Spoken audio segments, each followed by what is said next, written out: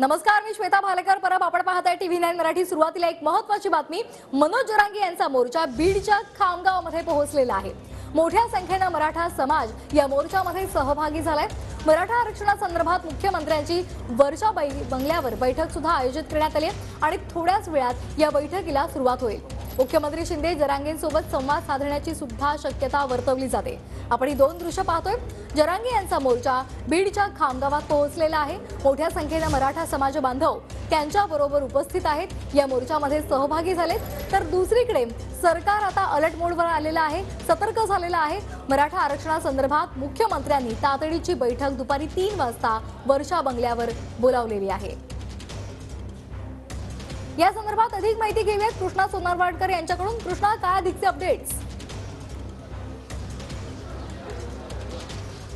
श्वेता, आपण पाहतो की मनोज जरांगे पाटील यांचा जे उपोषणासाठी मुंबईच्या दिशेने येण्याचं नियोजन होतं त्या पद्धतीनं मनोज जरांगे पाटील आणि त्यांच्यासोबत लाखोंच्या संख्येनं मराठा कार्यकर्ते जे आहेत किंवा पदाधिकारी ते सुद्धा मुंबईच्या दिशेने यायला निघालेले आहेत. तर दुसरीकडे राज्यभरामध्ये या सगळ्याचं नियोजन कशा पद्धतीने करायचं किंवा काय काळजी घ्यायला पाहिजे यासाठी आता मराठा आरक्षणासंदर्भात मुख्यमंत्र्यांनी तातडीची बैठक बोलावलेली आहे. या बैठकीला राज्यातील सगळे जिल्हाधिकारी असतील, विभागीय आयुक्त असतील आणि पालिका आयुक्त सुद्धा असतील आणि त्यांच्याशी मुख्यमंत्री एकनाथ शिंदे हे चर्चा करणार आहेत.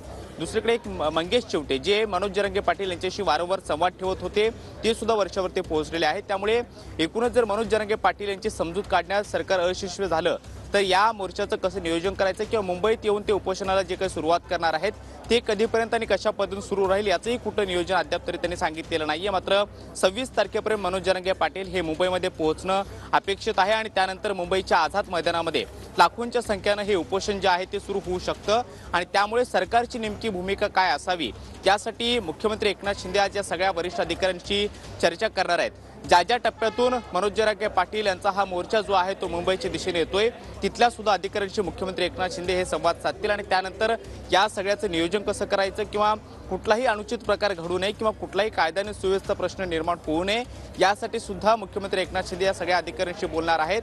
सगळ्यात महत्त्वाचं सरकारच्या पुढे एक आव्हान असणार आहे की मनोज जरांगे पाटील यांना मुंबईमध्ये पोहोचण्यापासून थांबवता येईल का यासाठी सरकार सातत्यानं प्रयत्न करताना आपल्याला पाहायला मिळतं आणि यासाठी मनोज जरांगे पाटील यांच्यासोबत सरकारचं शिष्टमंडळ याआधी सुद्धा चर्चा करत होतं आणि आताही संपर्कात राहण्याचा प्रयत्न करतंय. मात्र मनोज जरांगे पाटील यांनी एक ठाम भूमिका घेतलेली होती की एकदा का यंत्रवली सराटी गावातून मी बाहेर पडलो तर मुंबईपर्यंत पोहोचण्यापासून मला कुणीही थांबवू शकणार नाही आणि त्याच अनुषंगानं या ज्या रॅलीला सुरुवात झालेली आहे त्या अंतरवली सराटीतून आज सकाळीच सुरुवात झालेली आहे आणि मुंबईमध्ये 26 तारखेच्या आसपास हा सगळा मोर्चा जो आहे तो पोहोचणं अपेक्षित आहे आणि त्यानंतर त्यांचं उपोषण सुरू होईल. त्या पार्श्वभूमीवरती सरकार म्हणून नेमकी काय काळजी घ्यायला हवी किंवा काय पद्धतीने उपाययोजना केल्या पाहिजेत या मराठा आरक्षणासंदर्भातल्या मुख्यमंत्र्यांच्या या बैठकीमध्ये नेमकं काय घडतंय हे पाहणं महत्त्वाचं ठरणार आहे. धन्यवाद कृष्णा, आपण दिलेल्या या माहितीसाठी.